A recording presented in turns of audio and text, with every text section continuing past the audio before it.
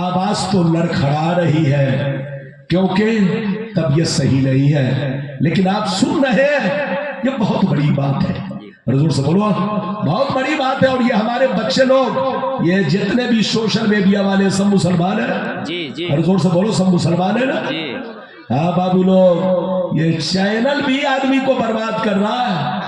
اس لیے پیسہ کمائیے، لیکن پیسے کی خاطر مولویوں کو جیل مت پہنچائیے، پیسے کی خاطر مولویوں کو بدنام مت کیجیے، پیسے کی خاطر اپنے بزرگوں کا فوٹو اس میں مت لگائیے۔ مولانا کے منہ سے اگر نکل جائے کتا تو ان کی تقریر کے سامنے لگا دیں گے کتا، مولانا کے منہ سے اگر نکل گئی بکری تو ان کے بولو ان کی تقریر میں لگا دیں گے مولانا نے بکری۔ جی جی صحیح بات ہے۔ یہ سب غلط بات ہے نا، ایسا نہیں ہونا چاہیے، ہے نا۔ سوشل میڈیا والے آج جلسے کی روحانیت کو ختم کر چکے ہیں۔ بالکل ادب سے بیٹھے، میں نے بڑی شاندار حدیث سنائی۔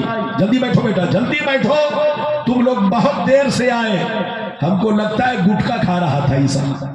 ہاں یہ سب گٹکا کھا رہا تھا، جب کھا چکا ہے تب آیا، منہ سے ختم ہو گیا تھا۔ ہاں کم سے کم آ تو گیا، ادھر دیکھو تقریر سن کر جاؤ۔ ابھی میں نے جو حدیث سنائی کس کتاب میں؟ جلدی بولو، مشکات شریف جلد نمبر 2 پیج نمبر، جلدی بولو 400، ارے بولو 436، ارے بولو 436۔ میں نے جو حدیث سنائی، حضرت جابر رضی اللہ تعالیٰ عنہ فرماتے ہیں، ایک دفعہ حضرت جابر فرماتے ہیں کہ نبی نے فرمایا، اللہ رب العزت نے ایک دفعہ جبریل سے کہا، اے جبریل جاؤ فلاں بستی والوں کو ہلاک کر دو۔ کیا کہا؟ اللہ نے فرمایا اے جبریل جاؤ فلاں بستی والوں کو الٹ پلٹ دو، زلزلہ پیدا کرو، پورے مکان کو تہس نہس کر دو، بستی والوں کو ہلاک کر دو، بستی والوں کو تباہ کر دو، زمین کو الٹ پلٹ دو۔ اللہ نے کس کو حکم دیا؟ جلدی بولو، جبریل کو۔ تو جبریل نے کہا یا ربی ان فیہم عبدک فلانا لم یعصک طرفۃ عین، یا اللہ جس بستی کو تو نے پلٹنے کا حکم دیا ہے، زلزلہ پیدا کرنے کا حکم دیا ہے، ہلاک کرنے کا حکم دیا ہے، اس بستی میں تیرا ایک ایسا نیک بندہ رہتا ہے جو ہر وقت تیری عبادت کرتا ہے، کبھی تیری نافرمانی نہیں کی، یا اللہ ہر وقت تیری عبادت میں لگا رہتا ہے، کبھی تیری نافرمانی نہیں کرتا، اگر میں بستی والوں کو ہلاک کروں گا تو وہ نیک بندہ بھی ہلاک ہو جائے گا۔ یہ کس نے کہا؟ جلدی بولو، جبریل نے اللہ سے کہا۔ تو اللہ رب العزت نے کہا اے جبریل میرا عذاب بستی والوں پر بھی پہنچاؤ اور اس نیک بندے پر بھی پہنچاؤ، اس نیک بندے کو بھی ہلاک کرو، اس نیک بندے کے بھی مکان کو زمین میں دھساؤ، اس نیک بندے کے مکان کو بھی تہس نہس کر دو، کیونکہ اس نے نماز تو پڑھی مگر لوگوں کو نماز پڑھنے کے لیے کبھی نہیں کہا، اس نے خود کو تو گناہ سے بچایا لیکن میرے اور بندوں کو بستی میں گناہ سے نہیں بچایا، خود عبادت کرتا رہا لیکن میرے اور بندوں کو عبادت کرنے کے لیے نہیں کہا، اس لیے اے جبریل میرا عذاب بستی والوں پر بھی آئے گا اور اس شخص پر بھی آئے گا کہ جس نے میری نافرمانی تو نہیں کی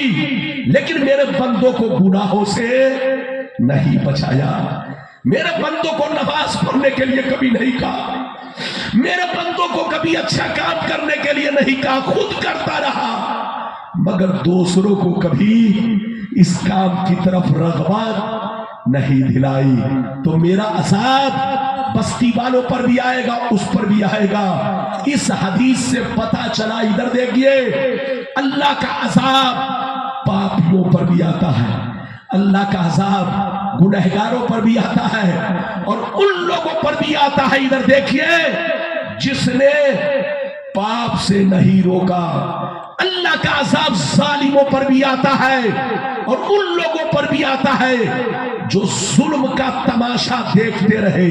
जोर से बोलो, जो जुल्म का तमाशा देखते रहे लेकिन उसके जुल्म को रोका नहीं, तो अल्लाह का अज़ाब जालिम पर भी आएगा और उस पर भी आएगा जो तमाशाई बनकर देखते रहे। इधर देखिए, अल्लाह का अज़ाब चोर पर भी आएगा और उस पर भी आएगा कि जिसने चोर की झूठी गवाही दी और उसको जेल के सजाओं से बचाया। याद रखिए, अल्लाह का अज़ाब ज़ानी पर भी आएगा और जिसने ज़ानी की पहरेदारी की, चौकीदारी की, अल्लाह का अज़ाब उस पर भी आएगा।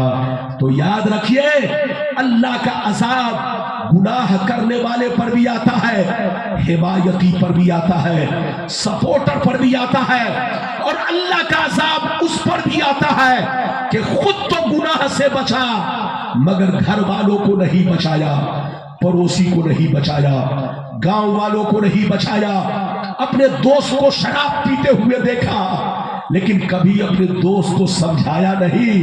अरे बोलो, अपने मोहल्ले वालों को चोरी करते हुए देखा लेकिन कभी उसको चोरी का डर नहीं दिलाया, समझाया नहीं, तो उस पर भी अल्लाह का अज़ाब आएगा और उस पर भी अज़ाब आएगा जो तमाशाई बनकर देखता रहा।